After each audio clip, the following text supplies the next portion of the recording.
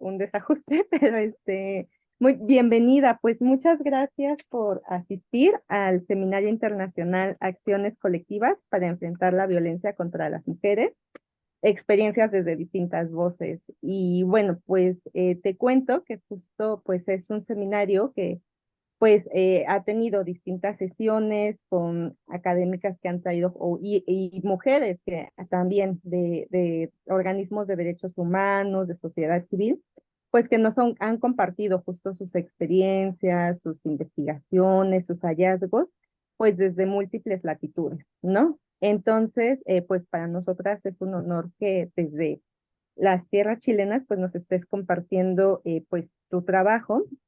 Les comparto que justo estamos pues dando, ¿no? Inicio a la sesión que lleva, a la sexta sesión que lleva por título Luchas por la sostenibilidad de la vida, aportes feministas a su reflexión, impartido por la doctoranda, ¿no? Que Francisca Valentina Benítez Pereira. Y bueno, pues les voy a compartir su semblanza y a continuación le doy la palabra a la doctoranda. Se encuentra en el programa de procesos e instituciones políticas de la universidad, no, en el doctorado Procesos e Instituciones Políticas de la Universidad Adolfo Ibáñez, y además es investigadora adjunta del Laboratorio Transformaciones Sociales de la Universidad Diego Portales. Es docente de la Universidad Diego Portales y más recientemente de la Universidad Adolfo Ibáñez, en cursos sobre teoría sociológica y género y políticas públicas. Asimismo, en el área de investigación ha participado como asistente de investigación en proyectos Fondesit, Fondart y Fondat. Sus principales preguntas de investigación han apuntado a comprender la posición de exclusión e invisibilización que han tenido las mujeres en distintos procesos sociales e históricos, y cómo estas posiciones son intersectadas por varias formas de violencia. Las preguntas que condensan este interés son dos: ¿por qué y cómo unas vidas cuentan más que otras? ¿Y de qué manera se jerarquiza el valor de la vida en espacios cotidianos? Por esta razón, actualmente le interesa el estudio de las salas de urgencia como un espacio de exploración etnográfica que permite una aproximación a ambas preguntas. Entonces, bueno, Fran, te doy la palabra, no sin antes de, bueno, pues nuevamente agradecer, comentarte que la sesión está siendo grabada. Hay transmisión en Facebook en este momento, y bueno, pues al final puede haber un espacio para, pues de intercambio de preguntas, tanto aquí como en el espacio de Facebook. Y bueno, pues adelante, bienvenida, muchas gracias. Hola, en realidad muchas gracias a ustedes, estoy muy contenta de poder participar aquí hoy. Así es que, Leti, estoy muy agradecida por la invitación, yo feliz de poder participar de todos estos espacios, ¿cierto?, de colaboración, de participación, de conversación sobre temas, ¿cierto?, tan relevantes como el género, la violencia de género, etcétera. Así es que me siento muy honrada de poder compartir hoy con ustedes. ¿Puedo compartir pantalla, no? Sí, sí puedes. Super.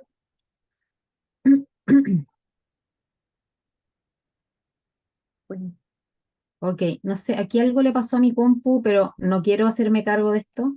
Dice que hay un problema con mis fuentes, pero no quiero invocar a la ley de Murphy más todavía hoy, así es que intentaré no atender a ese llamado y simplemente proyectar, porque temo que pase algo.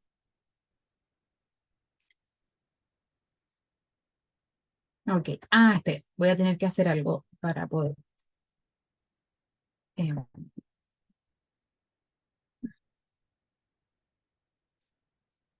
Ustedes ven mi pantalla perdón, ven la pantalla de una presentación o están sí, viendo. Perfecto. Es que tengo mis apuntes aquí mismo y no lo voy a leer de ahí, ok. porque por supuesto que hoy día también me falló mi impresora, entonces no voy a imprimir, pero tengo mi otro computador, así es que no me demoro nada eh, para poder tomarlo desde acá.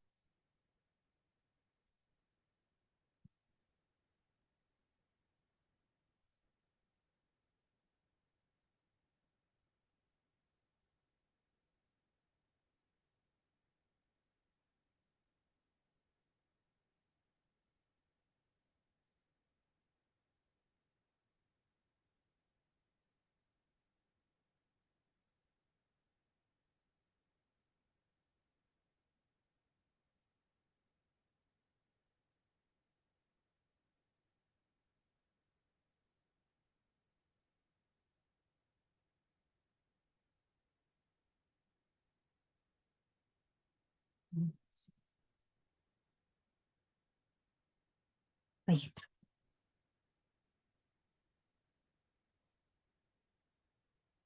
Ya, perfecto. Bueno, hola a todos, todas y todes. Bueno, como muy bien introducida Leticia, mi presentación lleva como título Luchas por la sostenibilidad de la vida, aportes feministas a su reflexión. Es un título un poco amplio, o sea, puede ser general, y por eso también me ha permitido incorporar ciertas cositas que les quiero mostrar hoy día, tanto teóricas como históricas y analíticas también en términos empíricos. Bueno, entonces la siguiente presentación busca reflexionar sobre las luchas por la sostenibilidad de la vida intensificadas. Esta reflexión surge a raíz de la intensificación que ha existido a partir de la irrupción global de la pandemia, que que dentro de este contexto ha revelado que los grupos más afectados de las sociedades a nivel global, y en el caso que yo he estudiado más, en particular la sociedad chilena, los grupos que más se han visto afectados por la irrupción de la pandemia, al menos en términos de mortalidad, como el indicador más evidente que podríamos encontrar, eh, han sido los sectores populares. Al mismo tiempo, en el caso chileno, el desarrollo del neoliberalismo también ha terminado por exagerar la vulnerabilidad social y la desigualdad del acceso a la salud, que es lo que puso al centro, ¿cierto?, la irrupción de la pandemia global COVID-19. Entonces, mi presentación y mis reflexiones se van a estructurar de la siguiente manera. Inicialmente, a partir del concepto Marcos de Guerra de Judith Butler, busco explorar la forma en que el feminismo responde a la pregunta por la exclusión de unas vidas sobre otras, en particular en los aportes del feminismo socialista, el feminismo interseccional y el ecofeminismo. Sostengo que este último en particular ha visibilizado grandes fenómenos de transformación social y ha denunciado los efectos negativos que ha traído estos procesos de transformación asociados a los sistemas políticos, económicos, etcétera, ha denunciado de manera como muy prístina de alguna forma y y se destaca como porque sus primeras reflexiones, ¿cierto? Los primeros posicionamientos del ecofeminismo eran muy claros en revelar, ¿cierto? Los efectos negativos que tenía que el sistema capitalista en particular, ¿cierto? De algunos enfoques ecofeministas en la vida de las mujeres y del mundo en general. De esta manera propongo que el ecofeminismo, junto a otros enfoques, que son los que también mencioné, debe ser pensado como un enfoque teórico y político crítico que permite cuestionar profundamente la ontología del sujeto moderno, al tiempo que elaborar una propuesta para construir un futuro sostenible. En particular, como decía Leticia, mi pregunta general, que he abordado de alguna manera en mis investigaciones, dice relación con cómo, con la duda, ¿cierto? Como con la inquietud de comprender de qué manera se jerarquiza el valor de la vida de las personas, ¿cierto?, en las sociedades contemporáneas. Y para eso yo he intentado aproximarme a su comprensión, ¿cierto?, o alguna manera de darle respuesta a esa inquietud por medio de reflexiones y análisis teórico, filosófico y político, pero también en la investigación empírica hay dos casos que he investigado que uno aparentemente diría que no tienen directa relación, pero yo los he estudiado porque en ellos he tratado de encontrar una respuesta a esta pregunta. Y por un lado, y eso les quiero mostrar hoy día, como quiero que nos aproximemos inicialmente como a las premisas teóricas, ¿cierto? De lo que planteo como el ecofeminismo, los aportes del feminismo socialista, de qué manera este concepto de Judith Butler, que era una de las lecturas, ¿cierto?, asociadas a hoy, nos permite también indagar en las propuestas feministas desde el punto de vista de la vida y de las condiciones que hacen posible su existencia.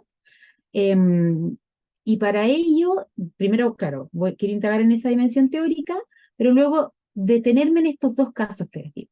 Por un lado, creo que estos iluminan, ¿cierto? Que aparentemente uno puede pensar que no son tan parecidos, o sea, uno diría, pero bueno, son dos casos absolutamente distintos y ya yo les veo absoluta relación. Espero al final de esta sesión ya haberlos convencido de eso. Porque creo que iluminan las tensiones en torno a la vida, que revelan estos enfoques, ¿cierto? Ya, feministas, ecofeministas y feminismo socialista, etcétera, y el aporte de Judith Butler con Marcos de Guerra, y por cierto, también al feminismo queer. Entonces, estos casos iluminan estas tensiones y también buscan superarlas. En primer lugar, mostraré de qué manera, para el caso chileno, es posible identificar a la luz de los desafíos del proyecto de la Unidad Popular. No sé si están todas familiarizadas con la historia de Chile, yo voy a asumir que no, mejor que sobre información a que se estén preguntando a qué me refiero, ¿cierto?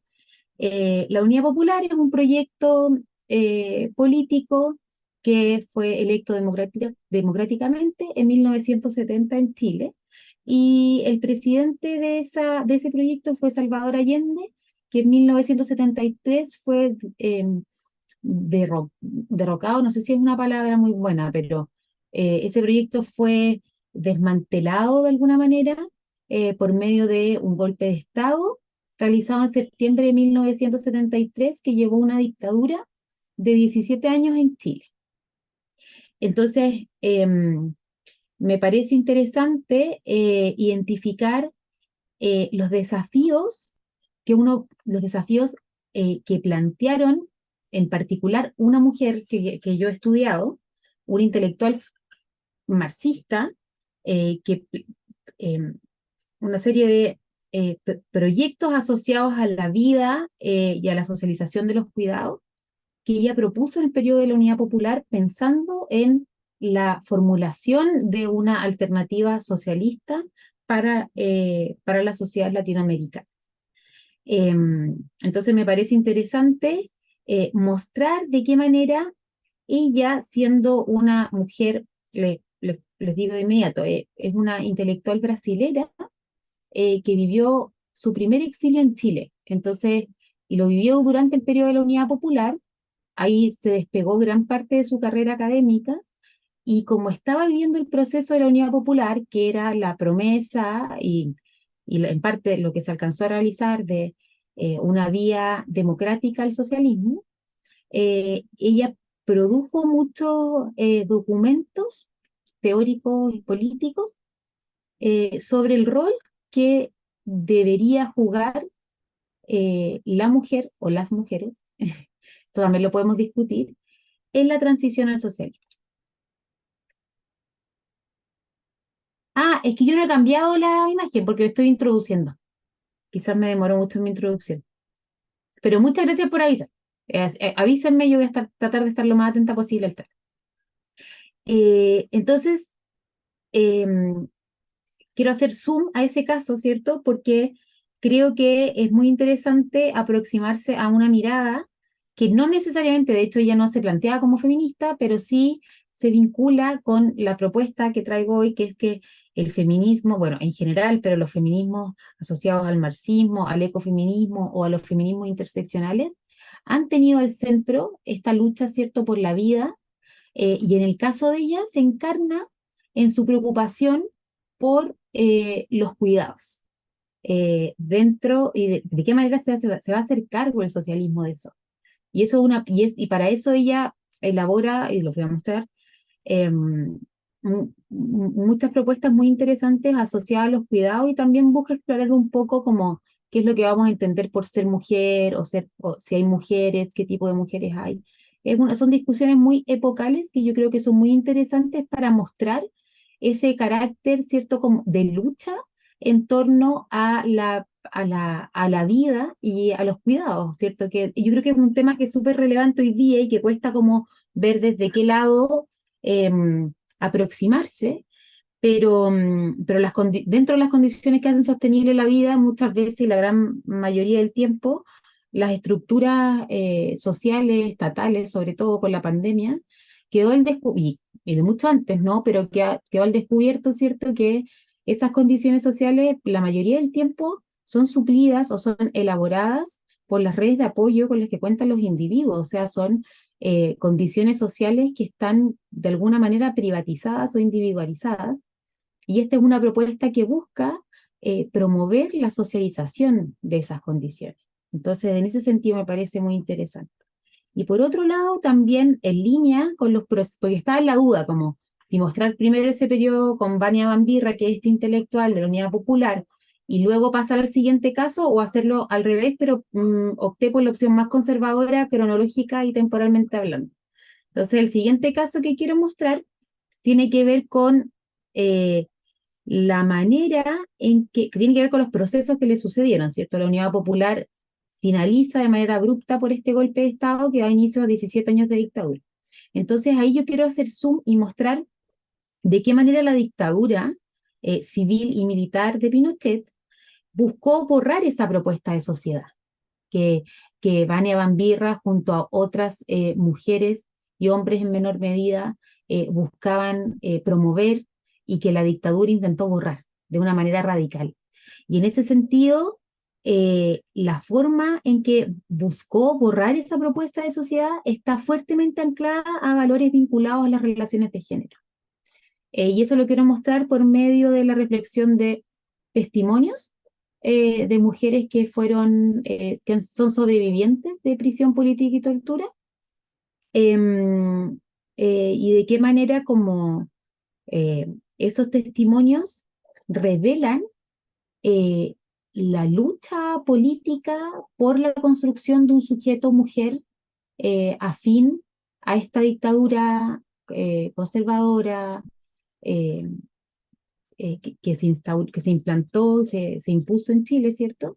Y que iba en directa contradicción con la producción del sujeto mujer o de mujeres que el periodo de la Unidad Popular buscó promover, y también con la idea de sociedad que se hace cargo de manera colectiva o de manera individual de los cuidados, ¿cierto? Y de las relaciones de género.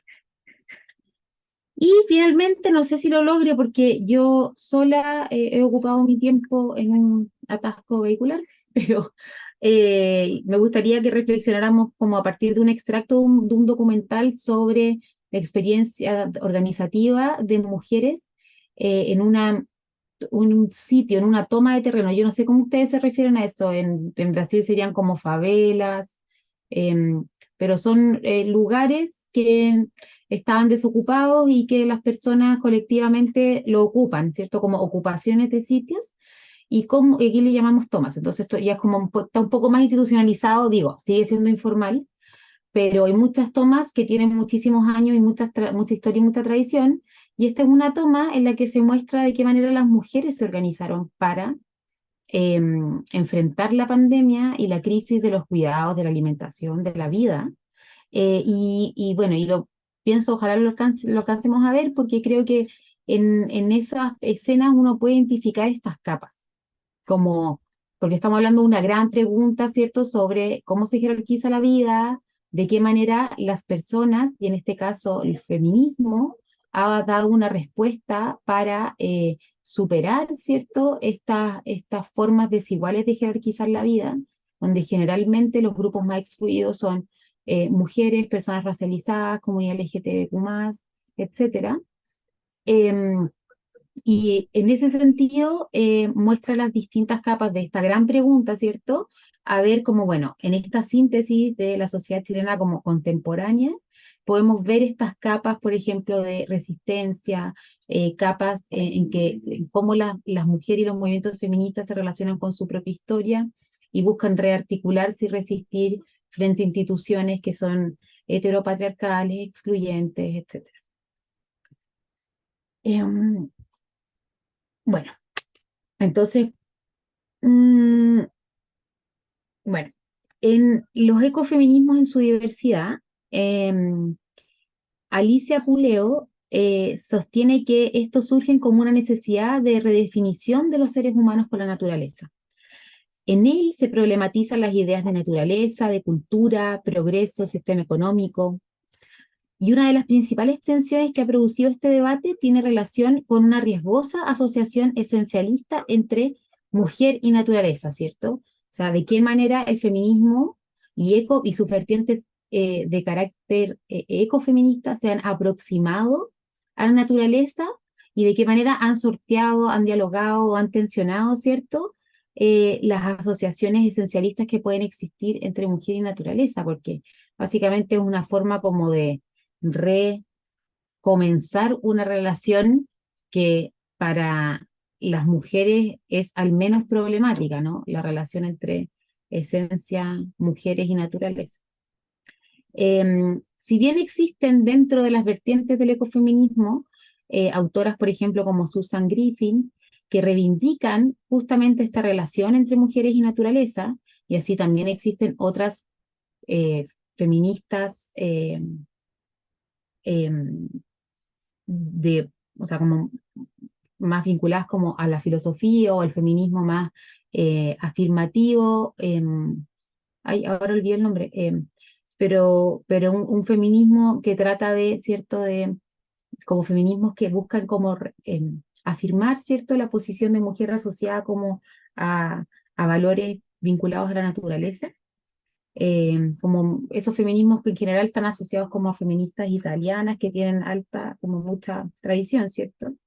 Em, si bien existen estos debates, también existen, o sea, o existen estos acuerdos dentro de los debates en torno a la relación entre mujer y naturaleza. Existen acuerdos entre ciertas feministas que dicen, no, efectivamente existe y reivindicamos esta relación entre mujer y naturaleza. A pesar de eso, existe un amplio debate que busca alejarse de estas nociones esencialistas, como el caso de Bárbara Holland-Kunz, por ejemplo, y que plantean evitar esta esencialización eh, entre mujeres y naturaleza, y sostienen que esto no implica negar necesariamente el carácter feminizado que pueden tener las estructuras de desigualdad social, política y económica, sino que se debe reconocer al tiempo que evitar convertir a las mujeres en madres o las principales responsables de acabar con las crisis ecológicas y sociales que enfrentan las sociedades contemporáneas. Es decir, una cosa es hacer una constatación empírica de que existen estructuras generizadas y culturalmente formadas para que ciertas partes de la división del trabajo social o roles dentro de la vida social terminen siendo producidos generizadamente. Eso es un momento de la reflexión, pero otra cosa es decir que entre ambos hay una relación necesaria o inevitable. Em, por lo tanto, se debe reconocer que existen estas estructuras de desigualdad que son muchas veces feminizadas o generizadas, pero no podemos convertir por esa constatación, ¿cierto?, a las mujeres en las principales responsables, por ejemplo, de acabar con las crisis ecológicas y sociales que enfrentan las sociedades contemporáneas. O sea, no porque nosotras, o sea, porque ¿cuál es el riesgo que tendría esa asociación? Es que la naturaleza se termina equiparando, ¿cierto? O las mujeres terminan teniendo cierta relación como de seres equiparables con la naturaleza y por tanto a las mujeres les encomendaba como esta tarea, ¿cierto? En algún sentido a veces sacrificial de salvar e inmolarse por las sociedades porque les corresponde en su rol y en su rol esencial, ¿cierto? Por el que son como comandadas. Y en ese sentido, estos debates son muy enriquecedores porque muestran que esa relación no es que debamos borrarla o hacer simplemente como que no existe, porque en términos fácticos, las sociedades producen culturalmente ese tipo de asociaciones y le dan, ¿cierto?, esta apariencia también, si uno lo quiere leer en clave, que lo vamos a ver un poco más adelante, como de la forma en que Judith Butler, ¿cierto?, elabora el género, como que aparece como una cierta persistencia y durabilidad que hace interpretar a las personas como si eso tuviesen como un carácter invariable, pero son condiciones producidas socialmente y el no reconocer eso nos puede llevar a este como costo muy alto de terminar convirtiendo a las mujeres en las responsables, ¿cierto?, de crisis ecológicas o sociales que no corresponden. En ese sentido, considero que uno de los principales aportes del ecofeminismo es que ilumina distintas dimensiones prácticas, afectivas y estructurales que permiten o no la sostenibilidad de la vida. Existen propuestas, por ejemplo, que problematizan cuáles vidas son dignas de ser vividas en las sociedades actuales. En este caso veo que tanto Judith Butler como otros enfoques ecofeministas e interseccionales coinciden en una crítica al ideal normativo del sujeto moderno, ¿cierto? Que instala un mito perverso de la autosuficiencia. Un mito que sostiene que las personas deben constituirse como sujetos autónomos, autosuficientes e independientes. Justamente lo contrario a los enfoques ecofeministas que ven en este mito una fantasía que ha terminado por negar la condición humana de vulnerabilidad. En ese sentido, si uno lo piensa también en términos arendtianos, de Hannah Arendt, cuando nacemos, sostiene esta autora, todos nos vemos obligados de una manera u otra a compartir la tierra con otros. Es decir, cito, la proximidad inesperada y la cohabitación no elegida son condiciones previas de nuestra existencia política. Es decir, nosotros no escogemos por voluntad con quiénes vamos a, en qué periodo histórico vamos a vivir, o sea, son perogrulladas, pero, pero en términos del reconocimiento de la condición humana y de las condiciones que hacen sostenible la vida es muy relevante, porque, o sea, bueno, si todos creyéramos eso, las políticas públicas serían distintas. Entonces, el problema de que nosotros estamos obligados a compartir la tierra con otros, que existe una proximidad inesperada, una cohabitación que nosotros no elegimos, ¿cierto? Es muy parecido a lo que sostiene Marx, ¿cierto? Como que los hombres hacen la historia en condiciones que ellos no escogen, ¿cierto?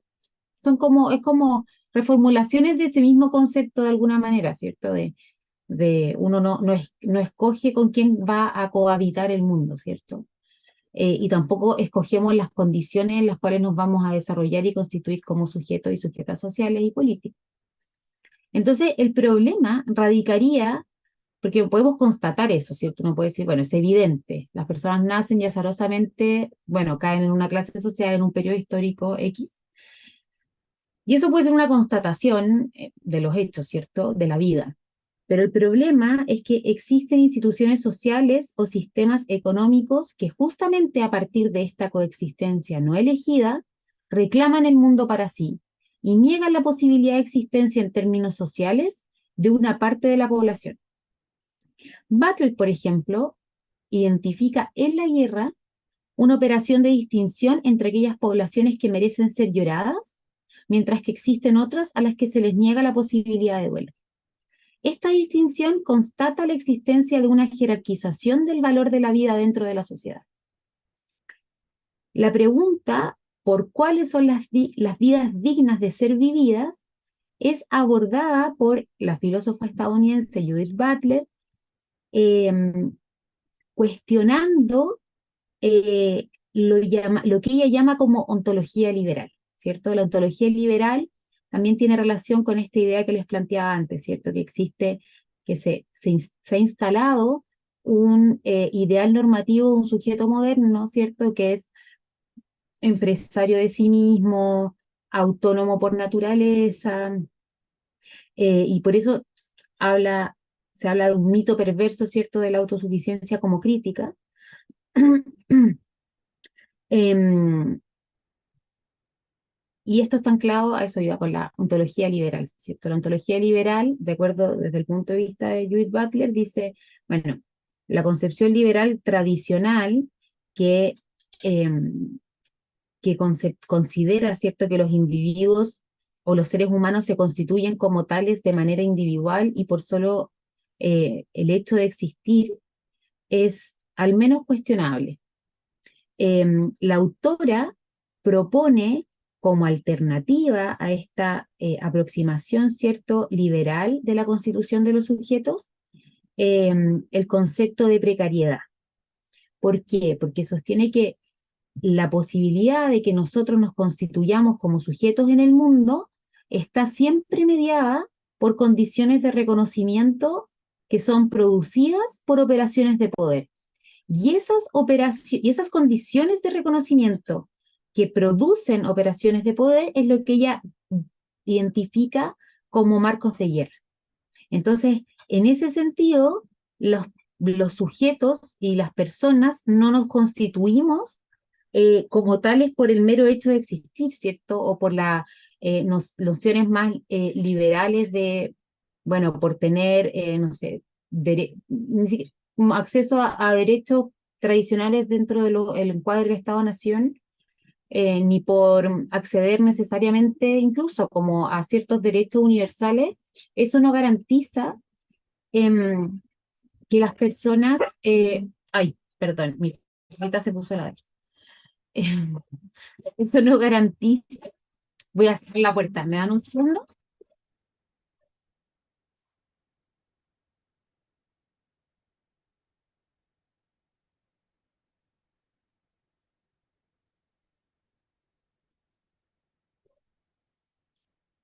Lo siento, es que llegó alguien a casa, cosas del Zoom. Em, bueno, entonces, estos marcos de guerra definirían de qué manera se generan ciertas condiciones de reconocimiento que hacen que unas vidas sean merecedoras de duelo y otras no, ¿cierto? Son marcos normativos que terminan por negar la necesidad de cuidado y por tanto negar la condición que nos hace humanos, que es ser vulnerables, ¿cierto? Vulnerables en el sentido de que para poder constituirnos como sujetos necesitamos condiciones sociales que hagan sostenible nuestra vida. Y en ese sentido es que se critica la ontología liberal. Y ahí uno puede identificar como la herencia o las inspiraciones más hegelianas de Judith Butler, porque uno puede pensar en la dialéctica hegeliana del amo y el esclavo, que ahí se genera como un duelo a muerte entre, o sea, en esta dialéctica, y tiene que ver con que ni el amo ni el esclavo puede constituirse como sujeto o como conciencia para sí sin la existencia del otro. Eso es la construcción, ¿cierto?, de la humanidad, podríamos decir en términos de Butler, se realiza de manera relacional e intersubjetiva. Entonces, estos marcos de guerra operan distinguiendo entre poblaciones que merecen ser lloradas y otras poblaciones a las que se les niega radicalmente la posibilidad de duelo. Les quiero leer una cita de Butler. Dice, la guerra pretende negar el hecho de que todos nosotros estamos sometidos unos a otros, de que somos vulnerables a la destrucción por los demás.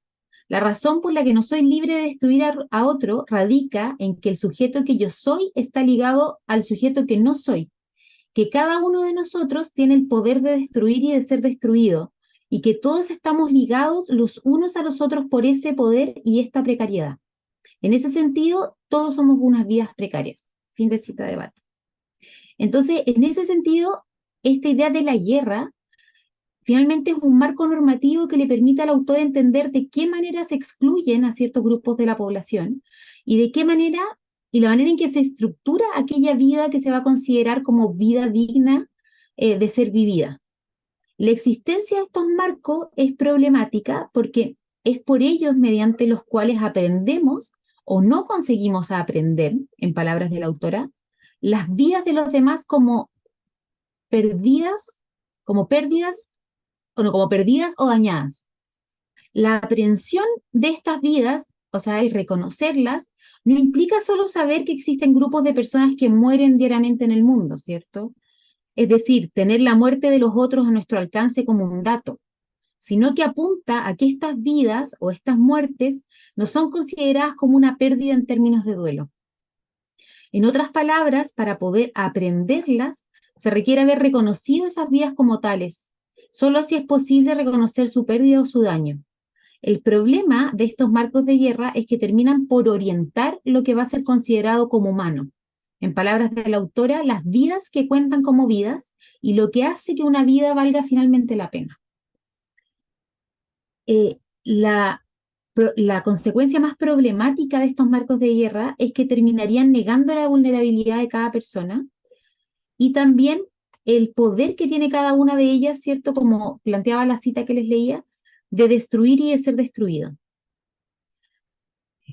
La autora sostiene que las personas no seríamos libres de destruir a los demás, ¿cierto? Ven que dicen como yo no soy libre de destruir al otro y el otro de destruirme a mí, pero este argumento está lejos de fundamentarse en un argumento de tipo instrumental. Es decir, en explicaciones que estén basadas en la existencia de un cálculo previo, o sea, que esa sea la razón por la que yo no destruyo a los otros.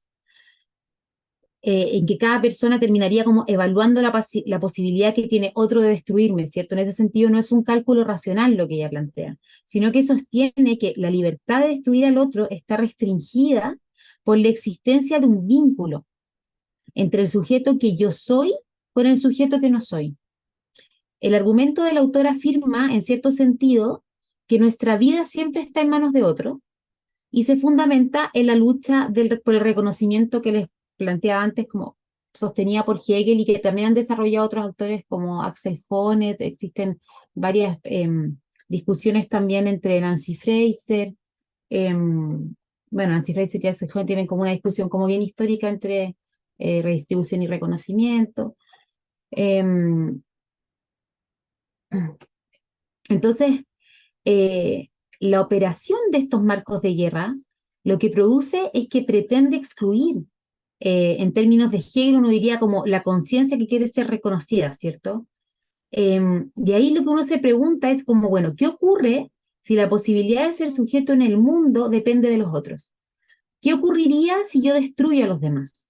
Y Butler plantea que estos procesos de exclusión y de mediación interpretativas, a pesar de que existan, em, refieren a un yo que está inevitablemente apuntando a un tú. Es decir, se genera una condición relacional e intersubjetiva, que es lo que va a generar las condiciones para que se produzca lo humano.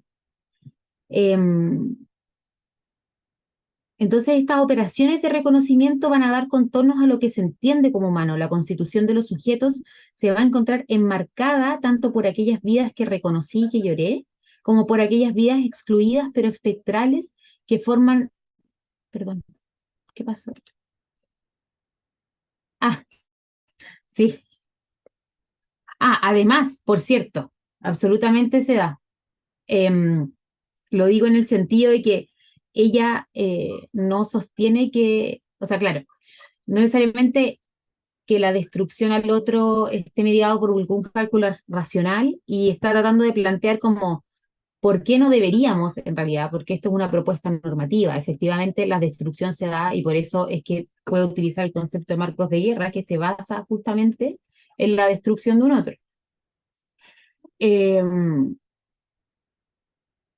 Entonces, cuando la autora sostiene que todos somos vidas precarias, está revelando la imposibilidad de constituirse como sujeto en el mundo sin un otro. Y por tanto, la necesidad de reconocer la precariedad para construir condiciones y acuerdos que permitan que existan vidas dignas de ser vividas. Ahora necesito cambiar de...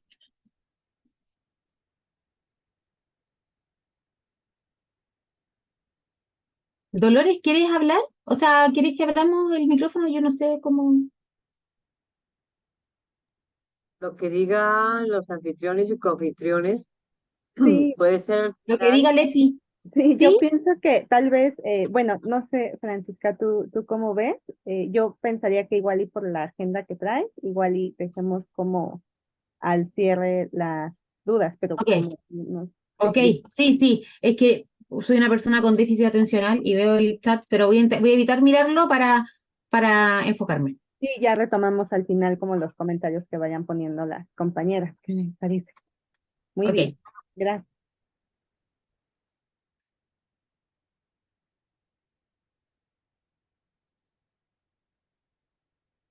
bueno. em, por otro lado, dentro de las tradiciones, ¿cierto? Que buscan conceptualizar y comprender de qué manera se impone, ¿cierto? La figura de un sujeto dominante, de una vida dominante, que en clave de Judith Butler es una vida digna de ser vivida, en claves como las de Amaya Pérez Orozco, por ejemplo, ella habla de que existe un capitalismo heteropatriarcal, donde hay un hombre blanco, burgués, adulto y heterosexual, o em, ay, lo siento.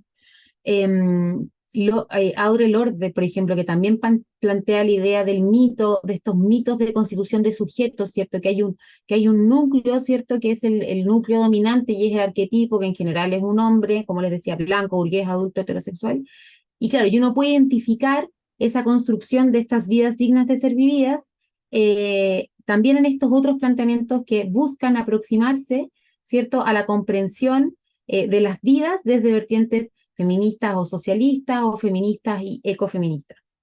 Entonces, en el caso, por ejemplo, de Amaya Pérez Orozco, habla de esta idea de que existe esta figura, ¿cierto?, que domina el resto de la sociedad y las consecuencias radican, eso es yo creo que es lo más interesante de estos enfoques, ¿cierto?, que plantean como, nos están planteando como de qué manera las sociedades se estructuran y al tiempo cuáles son los efectos que tienen esa coordinación y esa organización de la sociedad. Entonces decimos, bueno, en el caso de Amaya Pérez, dice, bueno, la sociedad se organiza a partir de un capitalismo heteropatriarcal. ¿Qué significa eso? Que existe una figura dominante, que es un hombre blanco, burgués, ¿cierto?, heterosexual, y esa vida se impone. ¿Y cuál es el problema de eso? Porque uno puede decir, bueno, ¿y qué?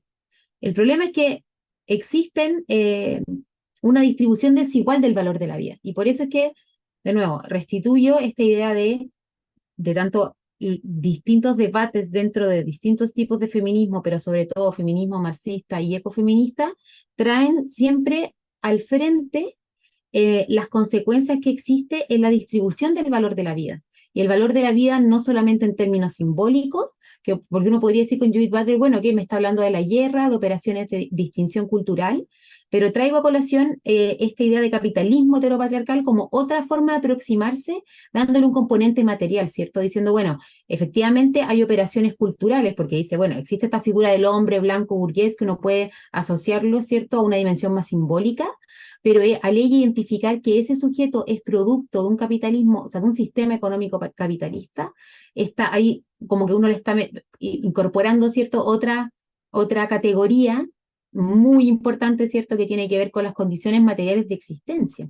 Y en ese sentido es que la lucha por la vida no es solamente por cómo me hago inteligible en los marcos de la sociedad para ser reconocido, por ejemplo, como un sujeto de derecho, sino que también como me hago inteligible para tener condiciones que hagan efectivamente sostenible mi vida. Y esas condiciones tienen que ver con condiciones de reconocimiento, ¿cierto?, social, simbólico, pero también tiene que ver con una dimensión distributiva en que la forma y el modo de producción que domina dentro de las sociedades contemporáneas termina afectando materialmente la vida de las personas y la posibilidad, ¿cierto?, de tener vidas dignas. Entonces, no es solamente algo como de que alguien lo podría banalizar y decir, bueno, es que es una cosa cultural. No, no es una cosa solamente cultural, es una cosa que se articula culturalmente, pero que se intersecta e intercala de manera muy afiatada, ¿cierto?, con el sistema económico y dominante, ¿cierto?, y el modo de producción que predomine.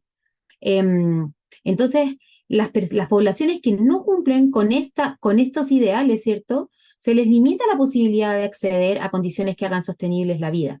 Y aquí, de nuevo, vuelvo a Butler, se termina negando la vulnerabilidad de los cuerpos, se termina negando, no en el sentido de impedir el ingreso solamente, ¿cierto?, a los marcos de inteligibilidad, sino que negándolo en un sentido como ontológico también, ¿cierto? Al decir que los sujetos pueden ser empresarios de sí mismos y constituirse de manera muy autosuficiente dentro de las sociedades modernas, eso es una forma de negar la idea de que los sujetos son vulnerables por definición, que es lo que sostiene Butler, ¿no? Y en ese sentido, esa vulnerabilidad se expresa a través del cuerpo. Esos marcos intersectan, ¿cierto?, y se inscriben en los cuerpos de mujeres, hombres y distintas comunidades, y al decir que se inscriben, no solamente quiero referirme a que se inscriban en un sentido unidimensional, y en el que solamente existan como operaciones de poder, sino que también los cuerpos, ¿cierto? Los cuerpos se inscriben una serie de significados que también son apropiados, ¿cierto? Internalizados y resistidos por los mismos grupos y poblaciones que son marginadas, ¿cierto?, de estos marcos de inteligibilidad. Y en ese sentido el cuerpo también va a depender de las condiciones e instituciones sociales que lo hacen sostenible, ¿cierto? Entonces el cuerpo no es solamente un espacio pasivo en que se inscriban ciertos significados, sino que también es algo que sufre, que se alegra, que responde de una manera a la exterioridad del mundo. Y en ese sentido la vulnerabilidad del cuerpo toma formas políticas, sociales, económicas, y están vinculadas constantemente con la situación histórica que lo estructura, ¿cierto? Que va a asegurar o que va a sostener su persistencia en el mundo. Y en ese sentido es que también podemos volver, ahora, pero de manera un poco más clara con el argumento que estoy intentando mostrarles, al feminismo interseccional, ¿cierto? Que también tiene al centro la formación histórica de las de las diversas categorías de opresión que articulan la vida de las mujeres, ¿cierto?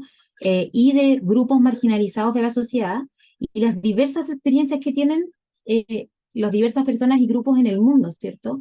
Y el momento de pensar en el feminismo interseccional nos permite iluminar de qué manera la vida toma distintas formas a partir de estas intersecciones, ¿cierto? Porque estas intersecciones, si lo seguimos leyendo en la clave marcos de guerra, son las que van a hacer que existan condiciones más o menos favorables para que las personas puedan hacer, y los grupos de la sociedad puedan hacer sostenibles sus vidas. Entonces también, por otro lado, para también volver al tema de los ecofeminismos también han revelado lo que excluirían de alguna manera los marcos de guerra, ¿cierto? Porque no solamente hemos hablado, ¿cierto? Para no perderme con el argumento, hemos hablado, ¿cierto?, de la situación de precariedad, hemos hablado de la situación de vulnerabilidad, ahora estábamos haciendo énfasis, ¿cierto?, en el cuerpo y en las formas de exclusión y la manera en que se inscriben, ¿cierto?, estas operaciones de poder en los cuerpos, em, pero también desde el ecofeminismo, eh, otra forma de leer lo que excluyen o no estos marcos de guerra es de qué manera esta operación de distinción entre poblaciones está fuertemente anclada a las ideas dominantes sobre la vida y la relación que se establece con el capital y la naturaleza. Entonces, por una parte está la relación entre capital y vida, que ha sido elaborada desde los debates del feminismo socialista, en el que se ha denunciado que dentro del modo de producción capitalista las mujeres son explotadas dentro de la esfera doméstica en tanto productoras y reproductoras de la vida. A ver acá, voy a pasar, perdón. Bueno, y aquí quiero hablar un poco, ¿cierto?, de las formas en que se ha denunciado, ¿cierto?, el lugar que ocupan las mujeres, ¿cierto?, dentro del modo de producción capitalista. Y bueno, ahí son muy conocidos los debates y las propuestas, ¿cierto?, por Silvia Federici, que elabora, ¿cierto?, que la exclusión simbólica y material del trabajo doméstico de la esfera laboral se sostiene gracias a que el capital lo ha transformado y ubicado como un atributo natural de las mujeres. Entonces, nuevamente, y por eso la palabra, el concepto de naturaleza muchas veces genera tanto como paranoia, no sé, uno lo pone tan alerta, ¿cierto? Porque estas operaciones de poder han tendido, ¿cierto?, a utilizar el concepto de lo natural y de la naturaleza para reforzar relaciones de dominación generalizadas. Entonces, la denuncia de esta explotación sostiene, en palabras de Federici, ¿cierto?, que el trabajo doméstico es dinero para el capital, ¿cierto? El capital ha obtenido y obtiene dinero, dice, desde lo que cocinamos, sonreímos y follamos las mujeres.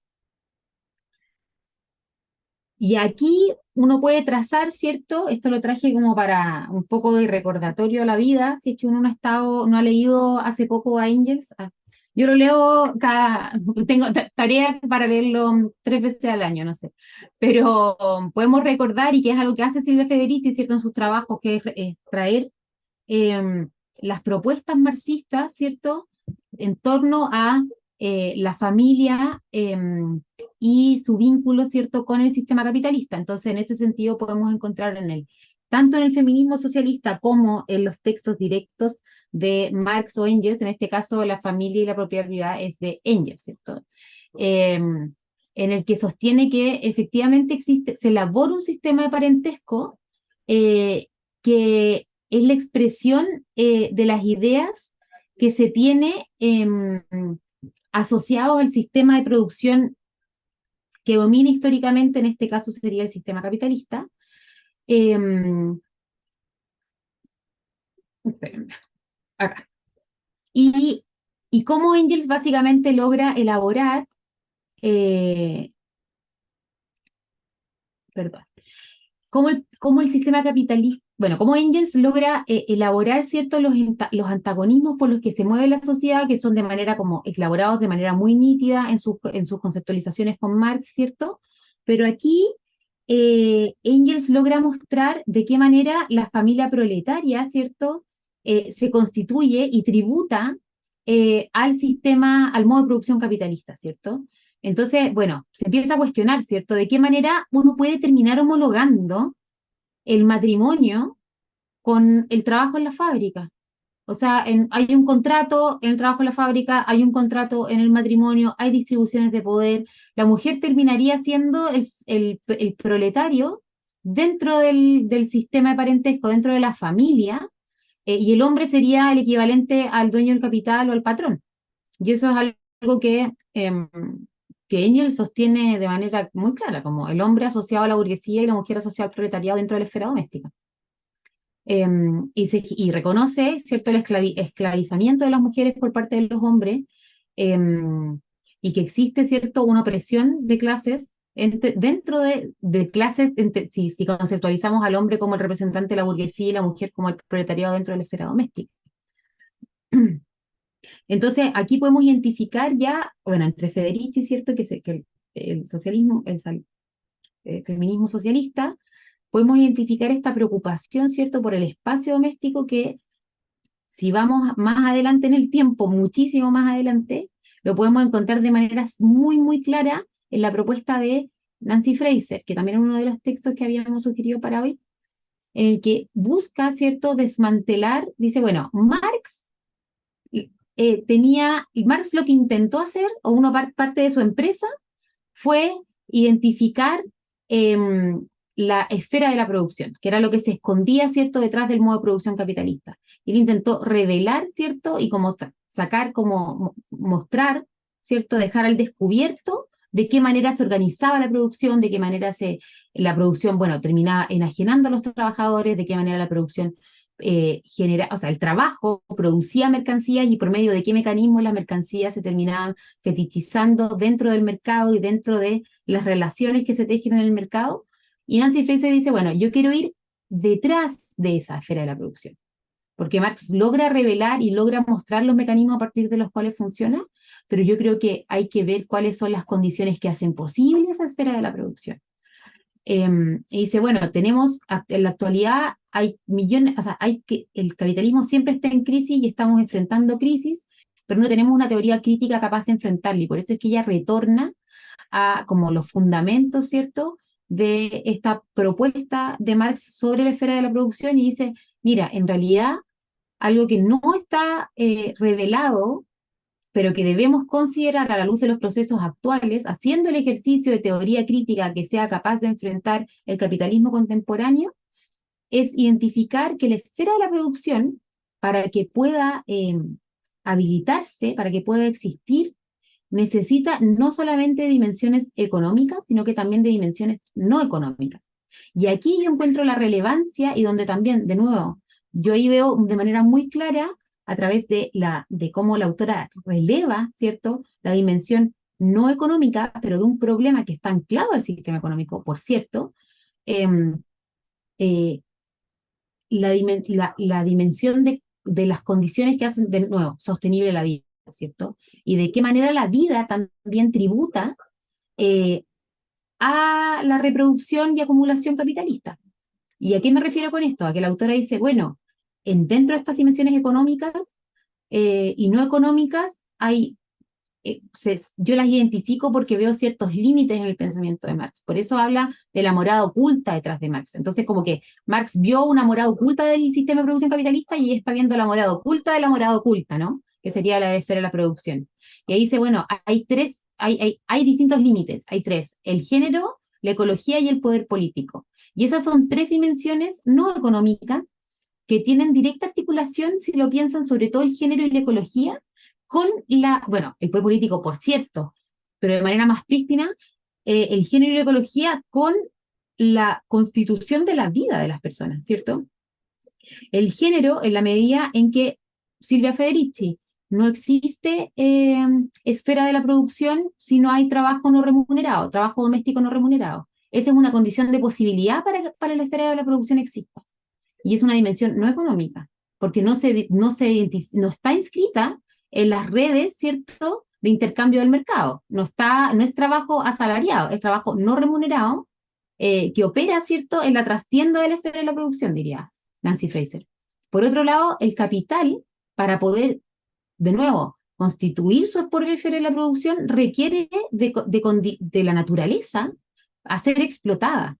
Y esa es otra dimensión que tiene que ver con las formas que hacen sostenible la vida y la manera en que el capital, suena una abstracción absurda, pero para simplificar el argumento, la manera en que el capital se hace, ¿cierto?, de dimensiones que no son económicas y que son fundamentales para la producción y reproducción capitalista. Y así también es como opera el poder político.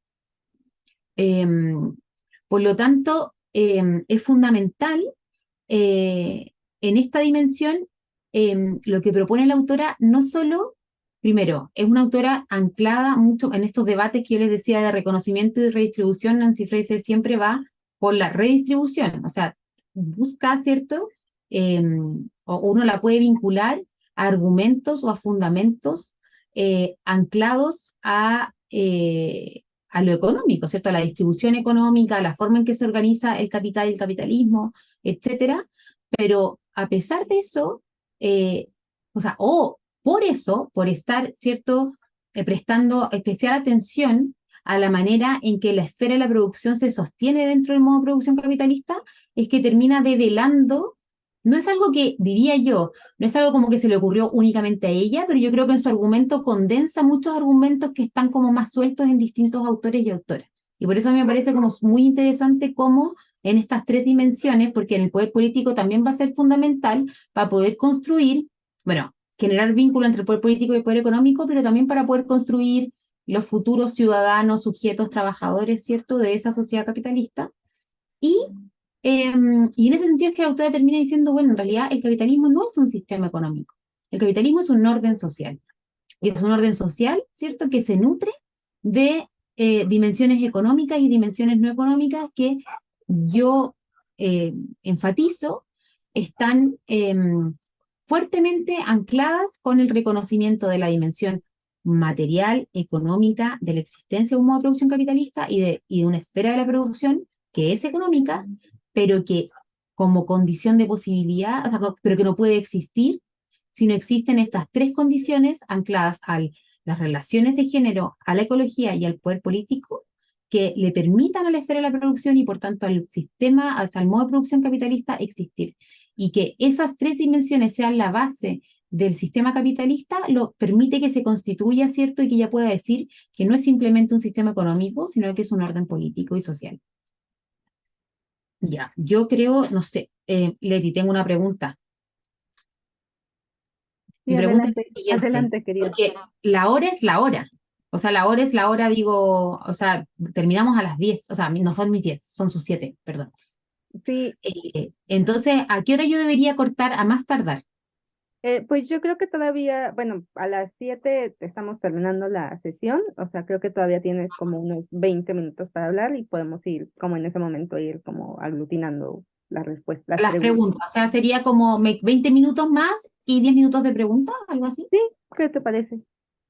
Sí, sí, súper bien. Bueno, Ya, entonces, pero igual yo creo que el tiempo no me va a dar, entonces voy a pasar a mi otra, a la segunda parte de mi presentación, o sea, o tercera ya.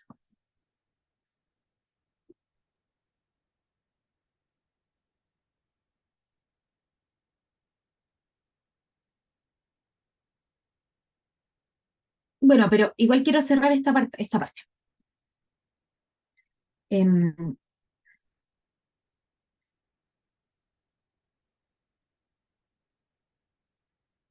tengo que, esto no.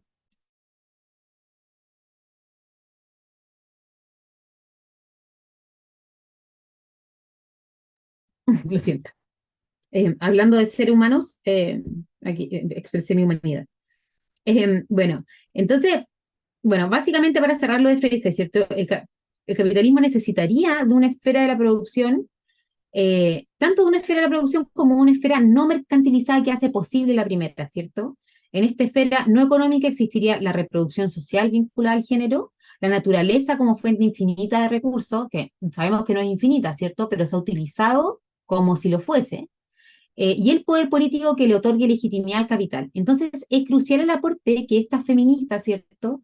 Que yo lo muestro en el caso de Freyser porque condensa, como les decía, muchos argumentos que pueden estar sueltos, pero que tributan al feminismo de tipo marxista o socialista, que terminan aportando a la comprensión de la situación de profunda desigualdad social que se puede expresar ecológica, económica o políticamente, eh, que, y esta desigualdad es producto del modo de producción capitalista a expensas, ¿cierto?, de dimensiones de la vida social que nos constituyen como sujetos, como es el caso de la naturaleza. Entonces, este caso además me parece interesante como una síntesis, porque creo que si bien uno puede identificar que predomina una visión más marxista, ¿cierto?, eso no implica que excluya visiones ancladas al ecologismo o a la naturaleza, ¿cierto? A reconocer que hay límites dentro de la naturaleza, si bien no propone un programa de sostenibilidad de la naturaleza, etcétera, no, por eso no predomina, pero dentro del análisis, ¿cierto?, político y el diagnóstico que hace de las sociedades contemporáneas, sí sostiene que es imposible desatender a el rol crucial que la naturaleza ha jugado para la expansión, ¿cierto?, y acumulación del capital.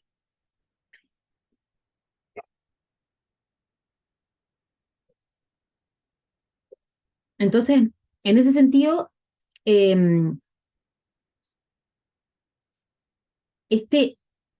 identifico en estos tipos de feminismo, ¿cierto?, que existe, hay un núcleo que podemos discutir si es el más importante o no, pero a mí me pasa que creo que es un hilo, ¿cierto?, que trasciende y un hilo eh, con bastante potencia, ¿cierto?, que tiene relación con el reclamo histórico por la vida y por las condiciones que hacen sostenible la vida, y que uno lo puede identificar nuevamente en feminismos em, de tipo eh, socialista, ¿cierto? O en el feminismo de tipo ecofeminista que surge, ¿cierto?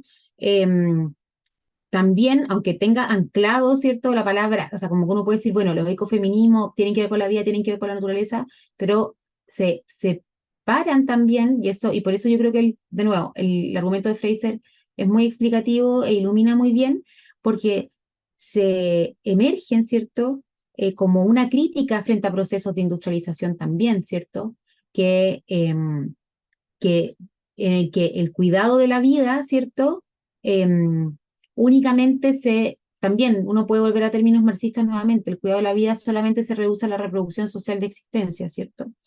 También se puede encontrar líneas del ecofeminismo asociadas al anarquismo, ¿cierto?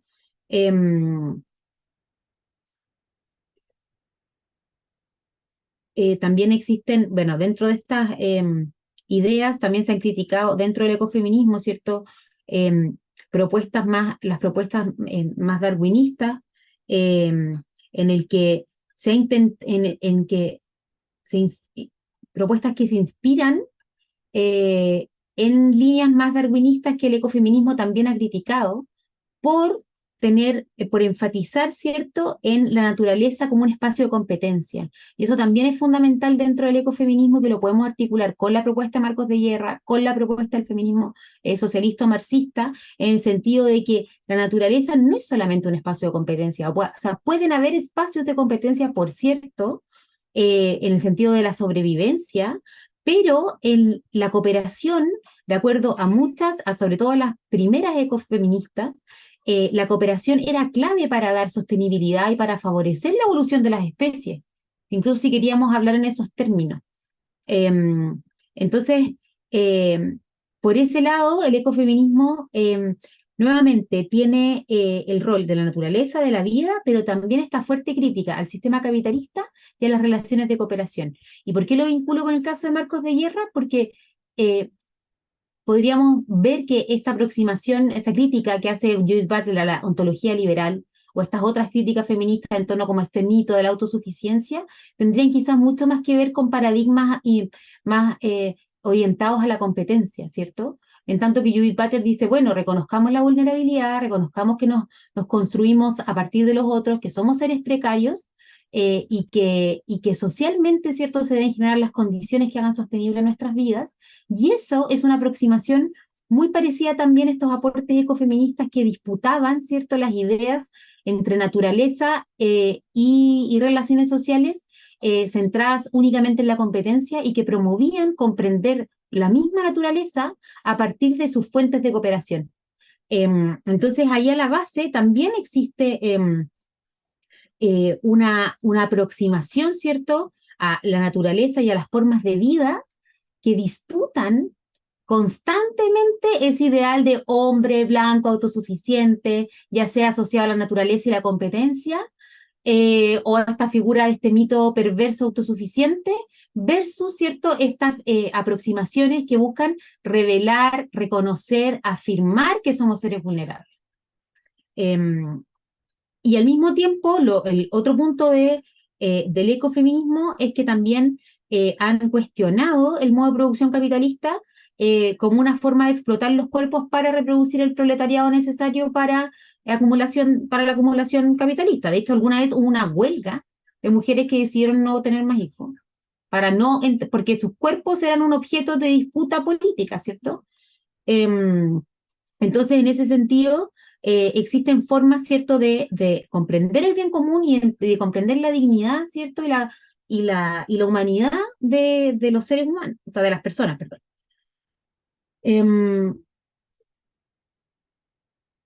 Por lo tanto, podemos encontrar, o sea, todos estos tipos de feminismo son, de alguna manera, o existen en vecindades, ¿cierto? En estos podemos encontrar el cuerpo al centro, como lo que les planteaba Judith Butler, donde el cuerpo está al centro como espacio vulnerable en el que se inscriben significados sociales, ¿cierto? Que también son contestados, que son resistidos. Al mismo tiempo, el cuerpo también aparece como un espacio que las mujeres desde el ecofeminismo en sus inicios veían como el capital buscaba convertirlos en objetos de reproducción antes que de cuerpos subjetivos, humanos, etc. Y por otro lado, esta idea, ¿cierto?, de la primacía de la competencia antes de la cooperación. Es algo que también podemos encontrar, pero yo creo que, claro, que cada uno releva distintas dimensiones en sus aproximaciones.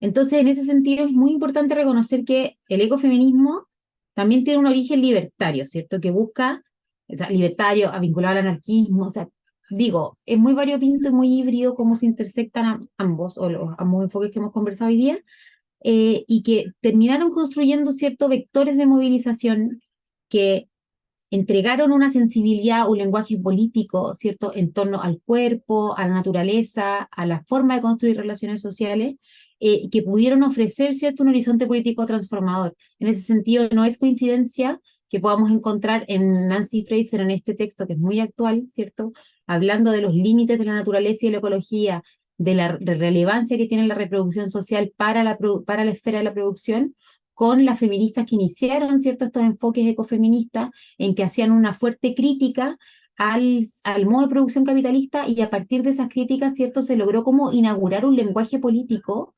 feminista que lograba, ¿cierto?, como contestar y producir alternativas, o sea, críticas, pero también alternativas para enfrentar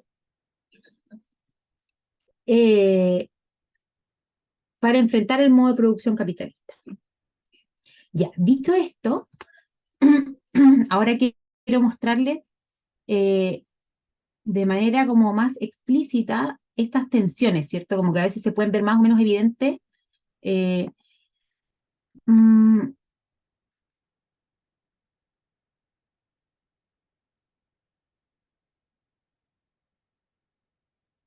Miren, yo les voy a cambiar ahora de diapositiva porque les confieso que yo no he podido abandonar eh, em, la presentación que tengo. Yo la edito, la arreglo, pero les cuento que yo hice esta presentación con una amiga que es diseñadora. Entonces yo tengo, pero ninguna competencia para poder reproducirlo de otros colores, no, solo puedo cambiar la letra. Y me resisto a dejarlo porque me gusta mostrar esta parte, o sea, este contenido que les voy a mostrar ahora, con cómo está, tal como está. Así es que siento el cambio, pero no puedo hacerlo de otra manera. Ahí ustedes ven la presentación, ¿no? Sí, todo bien. Perfecto. Bueno, entonces como les planteaba al comienzo, em, existe mm, esta idea, ¿cierto?, de marcos de guerra, la manera en que este enfoque a mí me permite como interpretar los aportes del feminismo, del ecofeminismo y del feminismo socialista, em, para comprender la manera en que se ha conceptualizado, ¿cierto?, las luchas por la vida desde estos enfoques feministas, ¿cierto? O sea, mi punto es decir, efectivamente, los distintos tipos de feminismo buscan relevar, ¿cierto?, una dimensión más que otra, o sea, como el ecofeminismo, a las dimensiones vinculadas, ¿cierto?, a la naturaleza, a la sostenibilidad de la naturaleza, a la ecología, y por otro lado, y con críticas muy fuertes al capitalismo, por otro lado, un feminismo marxista que antes que necesariamente vincularse o cuestionar los usos infinitos que se dicen Nancy Fraser hoy día, pero que hace 50 años no necesariamente se decían, se hacían de la naturaleza, se fijaban más en el modo de producción capitalista sin necesariamente atender a las dimensiones como no mercantilizadas, como la naturaleza, de este sistema. Entonces, efectivamente, ambos enfoques hacen eso, pero a partir del concepto de marcos de guerra, yo creo que uno puede identificar cuáles son esos sujetos que quedan excluidos y cuáles son los fundamentos que les permiten a estos distintos enfoques identificar esos mecanismos de exclusión. Y en ese sentido, yo creo que el fundamento tiene que ver con la vida, ¿cierto? Con aquellos, a partir de la interpretación que ambos tipos de feminismo hacen, el lugar central que ocupa la vida en su fundamento. Y para ello les quiero mostrar las alternativas, ¿cierto?, que elaboró esta intelectual feminista durante el contexto de la Unidad Popular, porque me parece muy interesante en el sentido de que, como les mencionaba al comienzo, ¿cierto?, es un enfoque de aproximación marxista que de hecho dice en un momento explícitamente en sus memorias que ella no es feminista, pero que hoy día, a la luz de los hechos, ¿cierto?, y de las propuestas que elaboró, no se reconocía como feminista porque para ella, en ese contexto, el feminismo era identificarse con feministas estadounidenses como Betty Friedan y todas las vinculadas, ¿cierto?, a la segunda ola del feminismo, y para ella eso no era su lucha tenía que ver con cuestionar, ¿cierto?, el modo de producción capitalista, no cuestionar la dimensión cultural de las relaciones de género. Eso ya le parecía un problema como burgués y no le parecía... Si eso era el feminismo, en ese momento para ella no se iba a considerar feminista. Quizás hubiese discutido con otras compañeras feministas marxistas del periodo y hubiese pensado distinto. ¿Se movió la diapositiva o no? Que me suele ocurrir con el PDF. No, no se mueve. Ya sí, es que siempre me pasa. Es algo a lo que no le encontraba una respuesta, pero Muy bien. lo hago. Querida, ya son 6:44 aquí. Allá supongo que, bueno, ya faltan como 15 minutos para Sí, que termine la gracias. sesión. Ok. Ok. No se puede hacer todo en esta vida, pero voy a quedarme de los dos casos que quería mostrar, voy a quedarme con eso. Bueno, entonces, mi idea, bueno, yo creo que Vania Gambirra efectivamente nos permite ver cómo en un periodo histórico se logran como imaginar, proyectar de luchas, ¿cierto?, en torno a la vida y a la exclusión de distintos grupos marginados en las sociedades latinoamericanas y sociedades dependientes, como diría ella, pero sociedades vinculadas como al tercer mundo. Eh, y también yo muestro a Vania Gambirra por eso, y en segundo lugar también la muestro por convicciones feministas, porque creo que ella es un aporte, por eso, pero también es porque ha sido muy invisibilizada. Aquí les voy a contar un poco. Bueno, Vania Gambirra nació en Minas Gerais, en Brasil. Es una cientista social que trabajó diversos temas como marxismo, teoría de la dependencia. Yo no sé si ustedes están familiarizados con la teoría de la dependencia, pero para quienes no estén familiarizados, la teoría de la dependencia es una teoría que surgió sobre todo en América Latina a mediados del siglo XX, una teoría surgía interdisciplinaria, ¿cierto? Habían cientistas sociales, sociólogos, economistas, hasta historiadores, que se dedicaron a elaborar una teoría que explicara la situación de, digamos, subdesarrollo, pero ellos lo van a cambiar después, de los países latinoamericanos en relación a las economías centrales, llámese Europa y Estados Unidos. Entonces ellos querían explicar la situación de dependencia económica, entonces abandonan ese concepto de subdesarrollo, ¿cierto? Sino que dicen que existe una relación de dependencia. Y no es que nosotros estemos, las sociedades latinoamericanas o dependientes, como dicen ellos, estemos habitando como el pasado y que ellos estén en el futuro, ¿cierto? Nosotros como sociedades atrasadas, que no nos ha llegado el progreso, sino que coexistimos históricamente, tenemos la misma temporalidad, y el problema es que nosotros no avanzamos en procesos de industrialización nacional o de reforzamiento de las industrias nacionales y de autonomía, ¿cierto?, de los capitales nacionales, porque existe entre países relaciones de dependencia. Entonces existe una dependencia económica en general de los países de Latinoamérica y tercer mundo con estas economías centrales. Y esto bueno, se explica históricamente por procesos coloniales, etcétera.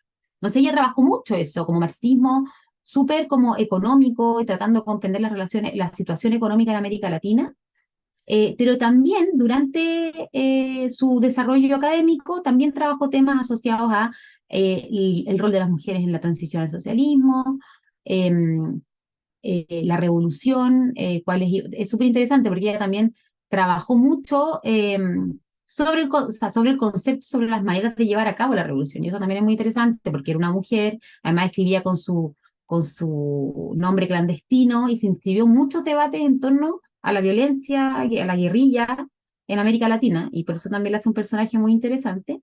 Y bueno, y ella tras el golpe de Estado en Brasil en 1964, estuvo 2 años en la clandestinidad en Sao Paulo, y luego se vino a Chile y aquí se instaló intelectualmente, fue académica de la Universidad de Chile y de un centro de estudios socioeconómicos en el que nació esta teoría de la dependencia que yo les cuento, que surge básicamente al calor del exilio, ¿cierto? De distintos intelectuales brasileños, uruguayos, argentinos que se reunieron en Chile durante el periodo de la Unidad Popular.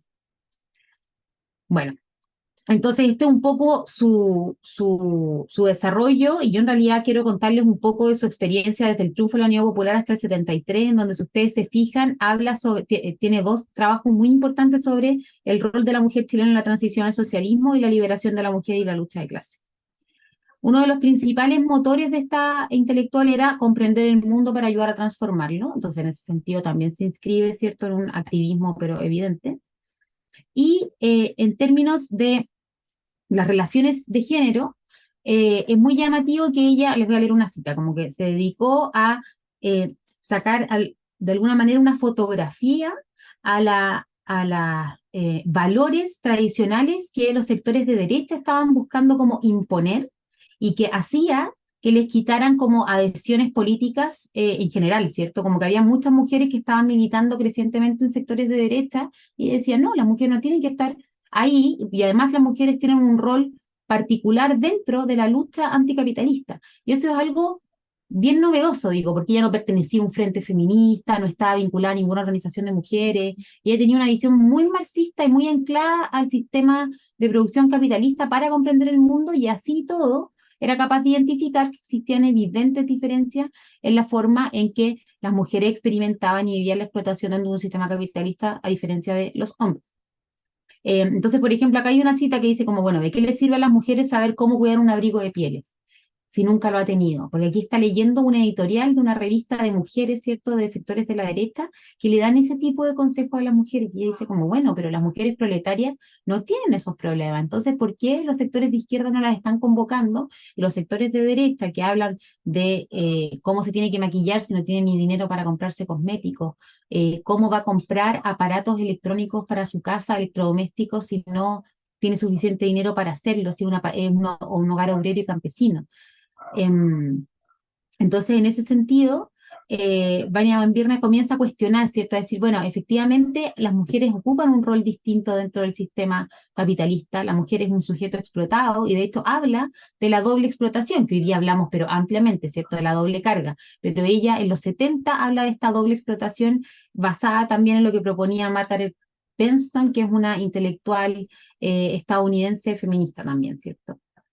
Entonces, bueno, dentro de este contexto, Vania identifica estas cosas, ¿cierto? Que existe una doble misión, que la mujer tiende, el mercurio es el medio que ella está criticando que promueve estos valores burgueses, ¿cierto? Y que hace que recaiga toda la responsabilidad en el individuo. Y eso es algo que de nuevo podemos identificar, ¿cierto? Las mujeres son, y aquí no estamos hablando del mito perverso de la autosuficiencia anclado al hombre blanco heterosexual, estamos hablando de prensa del periodo que promovía un mito de suficiencia femenina, ¿cierto? Las mujeres tienen una doble misión en esta vida, cuidar a su familia y trabajar para ella. Cómo la prensa busca, ¿cierto?, promover valores de ser mujer muy afines y que tributan el modo de producción capitalista, ¿cierto? La mujer es la responsable de su propia situación y tiene que sacar adelante a su familia. Ocupan un lenguaje muy mariano, ¿cierto?, anclado a la figura de la Virgen María, que la mujer debe tener como un rol súper abnegado dentro de su familia, debe tener un rol muy sacrificial, y ella disputa esos contornos es poco, diría yo, pero como esos límites que está produciendo, ¿cierto?, la derecha en ese periodo, porque además era un contexto de alta agitación política. Piensen que en Chile Estados Unidos comenzó a intervenir para que el gobierno de la Unidad Popular fracasara desde antes que asumiera como presidente. Entonces, fue un periodo muy convulso, y aquí Vania Van Birra, a partir de eso, viendo ese escenario político, ¿cierto? Y viendo esta promoción de la derecha de estos valores tradicionales de las mujeres, y pensando políticamente en cómo convocarlas, ¿cierto? Y cómo comprender su situación dentro del sistema capitalista, y dice, bueno, en realidad no hay una doble misión, en el sentido de que yo me tengo que ser abnegada y sacrificarme por mi familia, por mi trabajo. Lo que existe es una doble explotación. La misión es una manera de promover esta situación como algo ideal, cuando en realidad es una situación negativa y de explotación. Por otro lado, las mujeres no son las responsables de su situación. La responsabilidad no es individual. El capitalismo es el responsable de la situación de opresión de las mujeres, ¿cierto? Y que esta prensa burguesa lo que hace es dictar formas de comportamiento para reducir a las mujeres a una concepción como de objeto, ¿cierto? Como mujeres reducidas al nivel de objeto de apreciación estética, al maquillaje, a los abrigos.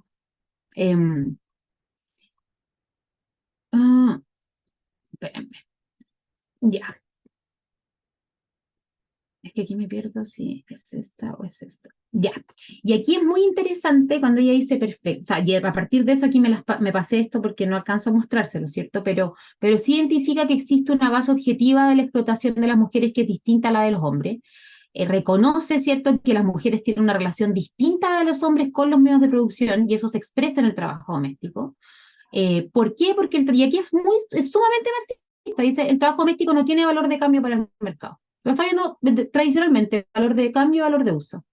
Y que en general el trabajo doméstico se reduce a un estado premercantil cuando en realidad está tributando al mercado. No lo elabora como lo elabora Nancy Fraser con las herramientas, ¿cierto? Y todos los procesos históricos ocurridos hasta el día de hoy, pero sí su intuición, su olfato, su manera de elaborarlo apunta hacia allá. Que la base de la explotación de la mujer se explicaría con la existencia de este tipo de trabajo que es invisibilizado en las sociedades capitalistas. Y en ese sentido, ella dice, bueno, ¿qué es lo que hay que hacer en el corto? Porque piensen, están viviendo un periodo único en la historia a nivel mundial. O sea, se coge el primer presidente marxista en la historia, de manera democrática, y estamos llevando a cabo un proceso revolucionario con mucha contrarrevolución, y hay que ver de qué manera, si logramos lograr esta sociedad socialista, las mujeres van a ocupar un rol. Entonces está pensando, ¿qué hacemos en el corto y mediano plazo? Bueno, ¿qué hay que hacer? Igualdad jurídica plena, derecho a divorcio, derecho al aborto. Pero a largo plazo creo que viene lo interesante. Y es que dice, es fundamental industrializar la economía doméstica. También es interesante el vocabulario, porque no está diciendo como hoy día hablamos acá en Chile, por ejemplo, el presidente actual, en su programa, propuso un servicio nacional de cuidado. Pero es muy distinto a decir industrialicemos la economía doméstica. Y eso es un anclaje, ¿cierto? Es una lectura marxista, pero sumamente feminista y anclada a las condiciones que hacen posible la vida no mercantilizada, dentro de las sociedades. Entonces dice, bueno, industrialicemos la economía doméstica. Al marxismo le interesa tanto, además, industrializar, porque la teoría de dependencia lo que busca es cortar los vínculos de dependencia con las economías extranjeras para potenciar la industria nacional. Entonces también es súper importante dentro de su propia conceptualización que tome la idea de industrializar la economía doméstica, ¿cierto? Y aplicar los mismos criterios. Crear una economía altamente planificada, orientar el proceso de distribución y de producción, crear una revolución urbanística y arquitectónica que permita que efectivamente se industrialice la economía doméstica. ¿Cuál es la forma más evidente o como uno puede identificar el siguiente paso de cómo se industrializa la economía doméstica? Socializando los cuidados, es decir, la responsabilidad del cuidado y de las condiciones que hacen sostenible la vida de las personas, de los niños, de las familias, no son responsabilidad individual, es una responsabilidad social y colectiva. Por lo tanto, ¿qué hay que hacer a largo plazo? Hay que generar redes de servicios básicos. Hay que crear guarderías sociales, o sea, pero sociales del Estado, ¿cierto? Y en ese sentido hay que hacer una revolución urbanística y arquitectónica. Ya se imaginaba como barrios o lugares en que dentro de ese territorio se pudiesen dar esa red de servicios básicos, se generaran guarderías. Hablaba de escuelas hasta con semi-internados, porque no era posible que los padres estuviesen todo el tiempo dedicados al cuidado de los hijos.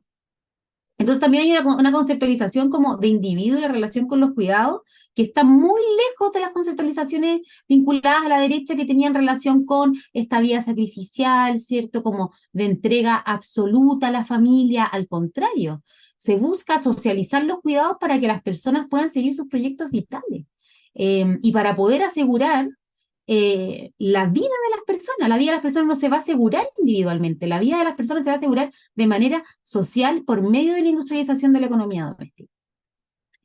Y en ese sentido es que es muy interesante que ella dice explícitamente, o sea, no es que se me ocurra a mí que yo como infiero, concluyo, ella dice, para lograr llevar a cabo esto hay que producir una revolución urbanística y arquitectónica, o sea, hay una dimensión material de los cuidados que esta nueva sociedad socialista que en teoría están haciendo debe considerar para efectivamente poder llevar a cabo de manera planificada, considerando los procesos de producción, de distribución de la economía doméstica, o sea, tomarse el espacio doméstico y la economía doméstica como economía, ¿cierto? Y en ese sentido trabajarla como tal. Y si eso implica una revolución urbana, arquitectónica, ¿cierto? Crear nuevos como edificios, ¿cierto? Que puedan sostener esa red de apoyo y de cuidado socializada, bueno, hay que hacerlo. Entonces, en este caso yo quería destacar la relevancia, ¿cierto? De cómo en un feminismo, ¿cierto? Que tampoco está ni anclado a los debates feministas del periodo, pero sí está anclado a las grandes preguntas que intersectan de alguna manera a los diversos feminismos y que se relevan de distintas maneras, cómo uno puede identificar y trazar, ¿cierto? Una línea que tiene relación con disputar las condiciones que van a hacer sostenible esa vida o proponer ciertas soluciones, ofrecer alternativas para poder llevar a cabo esas luchas que van a poder hacer sostenible la vida de mujeres, grupos racialmente excluidos, ¿cierto? Étnicamente marginados, personas con discapacidad. O sea, es un marco analítico y político que al poner la vida al centro nos permite observar el presente, pero también diversos procesos históricos. Y de acuerdo a lo que digan esos procesos históricos, podemos, sí o no, pensar en qué tipo de feminismo se pueden inscribir. Pero lo que yo quería plantear hoy día es que, en este caso sería como un ejemplo más empírico, ¿cierto? Es que a la base, aunque prime una dimensión más ecológica, más marxista, etc., la pregunta por la vida articula las interpretaciones y las propuestas, ¿cierto? Feministas, tanto marxistas como ecofeministas, que quise traer hoy día a la discusión. Espero me hayan comprendido dentro de esta locura de llegar corriendo a mi casa. Pues muchas gracias, Francisca, muchas gracias. Bueno, pues a mí me pareció una exposición maravillosa porque justo pues estas discusiones pues están, ¿no? Como muy son muy contemporáneas, además de que pues generan muchas dudas y muchos debates ahora en México, pues justo forma parte también de las principales agendas feministas.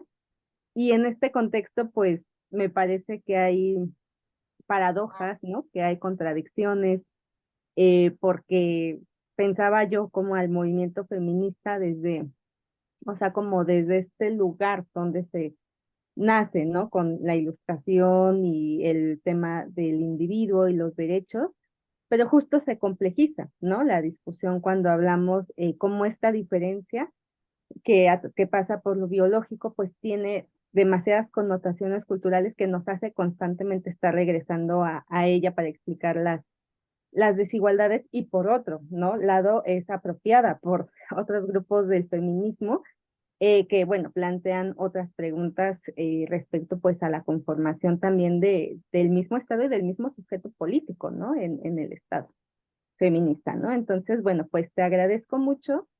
Bueno, pues ya estamos sobre tiempo. Bueno, pues voy a leer algunos comentarios. Emma Ortega, por ejemplo, pues dice muchas felicidades por traerle el tema de la sostenibilidad de la vida en estos tiempos de capitalismo y cambio climático. Las mujeres tienen un papel primordial en el quehacer y entretejer hacia la sostenibilidad de las familias en la precariedad. Bueno, pues hay otras preguntas que, bueno, tal vez no den tiempo como de profundizar. Me parece que hay una, por ejemplo, respecto a cómo se conceptualiza, ¿no? El ecofeminismo, que creo que, bueno, pues valdría como la pena explorar respecto a esta discusión que traes, ¿no? O bueno, estas cuestiones que, bueno, pues Shanti te felicita, ¿no? Felicidades por la exposición, es tremenda la información. Si hay algún lugar donde podamos consultar tu trabajo y bueno, pues si no quieres ir cerrando con esto, Fran, para ya cerrar la sesión. Sí, bueno, gracias por, qué bueno saber que les hizo sentido, que les gustó. Nada, yo cerraría un poco con, a ver, mm,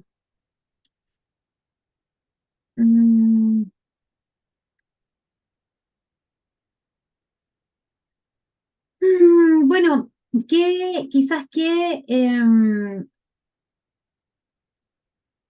cómo definir quizás, o como que haría distintivo quizás al ecofeminismo con otros enfoques feministas, yo diría como para cerrar nada más, es que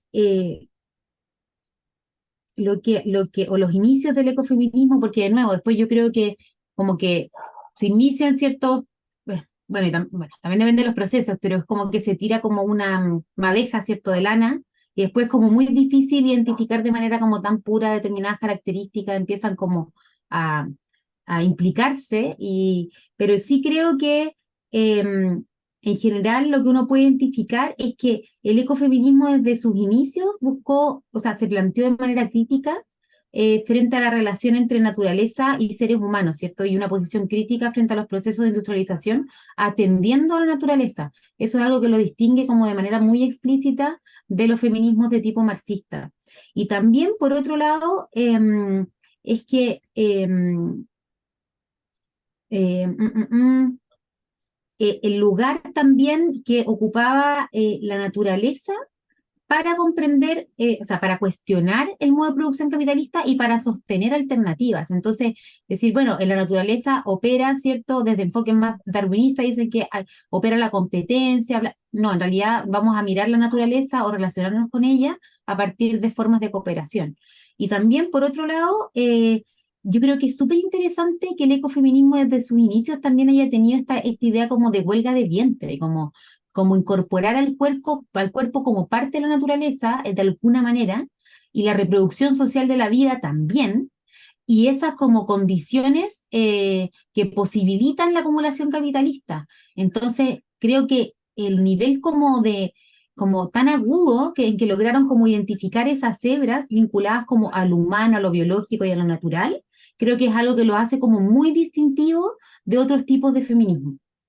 Eso diría, y nada, Sí, tengo algunas cosas publicadas, pero otras cosas te las puedo compartir. Bueno, Dolores, me hubiese encantado que conversáramos largo y tendido. Si quieres, nos puedo mandar un correo, conversar por ahí. Yo encantada, encantada, me encanta hablar. Bueno, me pasé un poco. Me encanta hablar de estos temas, estaría pero infinita, pero también entiendo que estamos más como apretados como con el tiempo y eso. Sí, Francis, sí hay muchas cosas y también comento, perdón, Leti, siento en algunos aspectos ciertas contradicciones, ¿no? Porque hasta qué punto, por eso preguntaba, tú formas parte de la inclusión o de la exclusión, por un lado. ¿Qué entiendes por qué guerra, guerrilla, etcétera? Porque hay muchas preguntas que vas a entender entre guerra, guerrilla, cuáles son los criterios, argumentos y acciones de una revolución urbanística y arquitectónica que realmente beneficie, qué entiendes realmente cómo conceptualizas de manera sintética un ecofeminismo, la diferencia entre sustentabilidad y sostenibilidad, por otro lado. Ujú. Te las dejo allí como preguntas que están en todos lados. Y Buenísimo. también Sí, si que te además, puedo, sí, pues, no, te comento, ¿me permites? Te comento que, bueno, a juicio personal, no digo que sea total, pero creo que el patriarcado, comparativamente con el siglo pasado, ya no es igual, por un lado. Entonces, por otro lado, también comento que sí existe, eso sí no lo niego, y más en las nuevas generaciones, sí existe la destrucción de unos hacia otros y por diferentes causales. Por otro lado, también quien niega su autonomía se nulifica totalmente solo. O sea, como que hay que ver qué está pasando con esos textos que hasta cierto punto pueden sonar contradictorios cuando se habla de feminismos, ¿no? Yo creo que cuando también se habla de feminismo solamente como un agregado, y con eso finiquito Leti y compañeros, realmente es interesante que cuando hablamos de género tenemos que hablar de los hombres y de las mujeres, no solamente de las mujeres, porque cuando exacto. hablamos de género somos mujeres y también hay la parte que corresponde a los hombres. Entonces, yo creo que por allí, si hablamos de feminicidios, deberíamos hablar, como yo le dije en otro momento, de homicidios. ¿Cuántos no hay? Y nadie dice nada, ¿no? Entonces, digo, Pero bueno, ¿a cuántos hombres los matan por ser hombres en su condición de género? claro, hay muchos Ah, en yo América, desconocía, no conozco esa cifra, así que también estoy feliz si me las puedes compartir. por Muy, supuesto, en otro momento. muy bien, pues Gracias, Leti. no, gracias a todas, muchas gracias, Ay, muchas Francisca. gracias por la acogida, me hubiese encantado estar mucho más tiempo. Bueno, si hacen un bonus track de sesiones, cuenten conmigo para que conversemos Muchas, más rato. muchas gracias, Francisca. Pues les agradezco mucho su presencia, a quienes se conectaron por Facebook también les agradezco, bueno, pues que hayan seguido la transmisión. Bueno, pues estamos convocadas, las invito el 26 de octubre con la sesión, como les comentaba, del doctor Igor de Sousa. Y bueno, él nos va a hablar sobre violencia y trabajo con mujeres negras, ¿no? Que se ubican en Brasil. Entonces, bueno, pues nada, con eso pues damos por terminada la sesión y pues muchas gracias nuevamente Valentina y a ustedes por su asistencia. Que estén muy bien. Gracias, Leti. Gracias, Gracias a gracias todos. por Y todo, les buenas mando un noches. abrazo. Buenas Aquí yo noches, estoy bye. acá muy oscura Gracias. ya. Chao, que esté muy bien. Bye.